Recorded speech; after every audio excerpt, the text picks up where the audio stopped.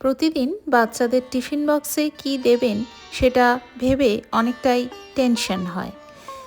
যে টিফিনটা বাচ্চারা খুব খুশি হয়ে খাবে, আবার হেলদিও হবে।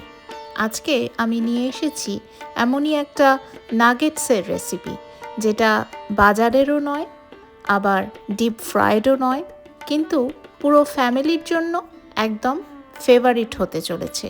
আর এই রেসিপিটা বানাতে লাগে একদমই কম সময়, আর তৈরি হয়ে যায় ঘরে থাকা মাত্র 4টে উপকরণ দিয়ে।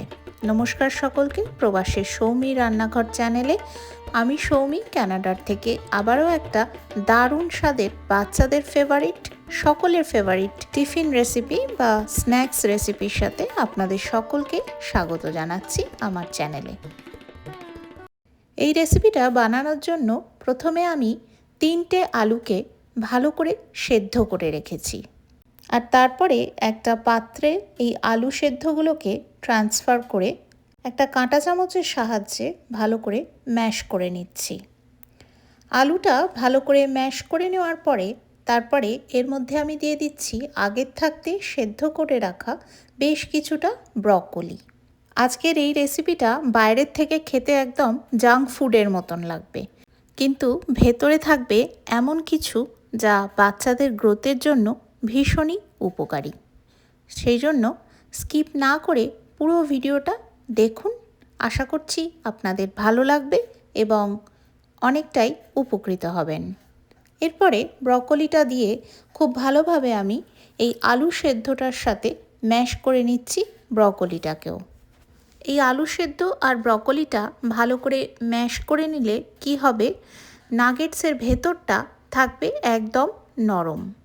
আর আমরা সবাই জানি যে সেদ্ধ আলু এনার্জি দেয়, পটাশিয়াম রিচ হওয়ার জন্য, মাসেল আর ব্রেন ফাংশনের জন্য খুব ভালো হলো সেদ্ধ আলু।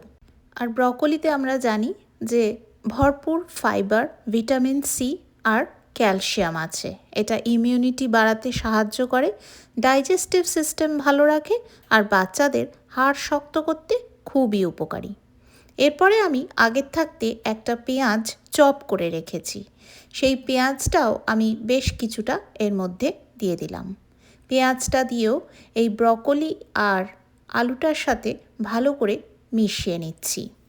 এই রেসিপির সবথেকে বড় প্লাস পয়েন্ট হলো সব উপকরণই খুব সস্তা আর সহজেই পাওয়া যায়।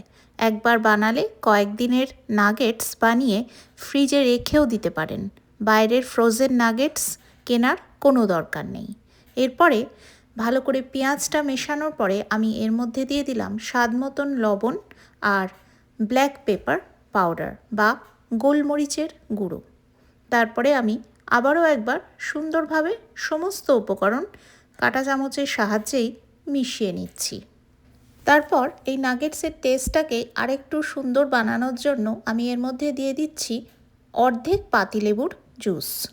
পাতিলেবুর জুসটা দিয়েও হালকা করে একটু মিক্স করে নিচ্ছি।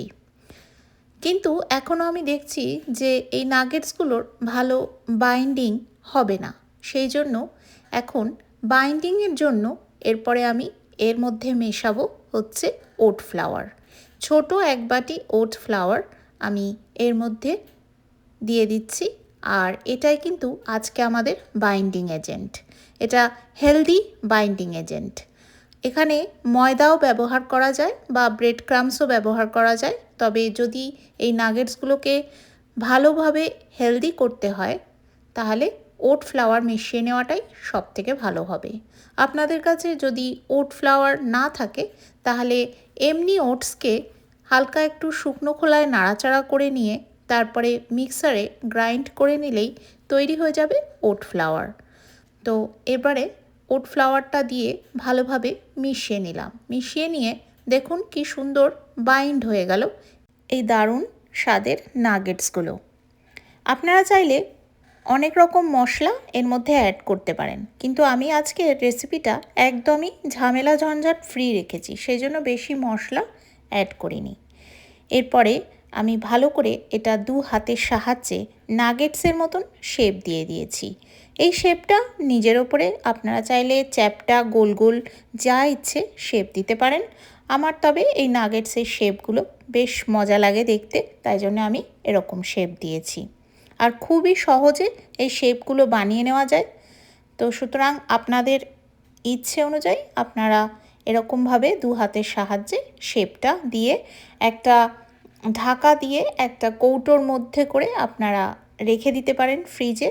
যেদিন স্কুল থাকলো সেই দিনকে সকালবেলা হালকা প্যান ফ্রাই অথবা এয়ার ফ্রাই করে দিতে পারেন।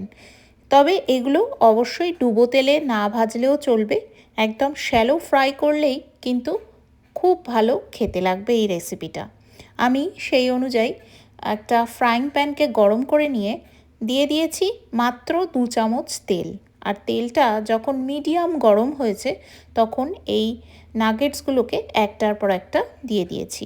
তবে আমি অবশ্যই রেকমেন্ড করব যে আপনারা এই নাগেটসগুলো বানিয়েই সঙ্গে সঙ্গে ফ্রাই করে নেবেন না, হালকা একটুখানি ফ্রিজে অন্তত 15 মিনিট হলেও রাখবেন, তাহলে খুব সুন্দর একটা জিনিসটা সেট হয়। আর তারপরে তেলে ভাজলে দারুণ সুন্দর টেক্সচার তৈরি হয়, খেতেও ভালো লাগে আর অবশ্যই ভীষণই হেলদি। তো বাচ্চাদেরকে অবশ্যই এটা বানিয়ে দেবেন, পরিবারের সকলকে বানিয়ে দেবেন, নিজেও খাবেন, দেখবেন খুব ভালো লাগবে। আর এই নাগেটসগুলো যদি আপনি টিফিনে দেন তাহলে নরমই থাকবে, স্পিল হবে না, মেস হবে না, আর বাচ্চারা নিজেরাই কিন্তু চেয়ে চেয়ে খাবে। বাচ্চারা যদি বলে মা আজকের লাঞ্চটা কিন্তু দারুণ ছিল, তার থেকে বড় হ্যাপিনেস আর কি হতে পারে, তাই না? আশা করি আজকের ভিডিওটা আপনি পুরোটাই স্টেপ বাই স্টেপ দেখে নিয়েছেন। আর যদি আপনার আজকের রেসিপিটা দেখে ভালো লাগে তাহলে লাইক আর কমেন্ট করে দেবেন। আর যদি আজকে আমার চ্যানেলে নতুন হন তাহলে এরকম দারুণ রেসিপিস আইডিয়াসের জন্য চ্যানেলটাকে সাবস্ক্রাইব করে নেবেন। আজকের ভিডিও বন্ধুরা এই অবধি।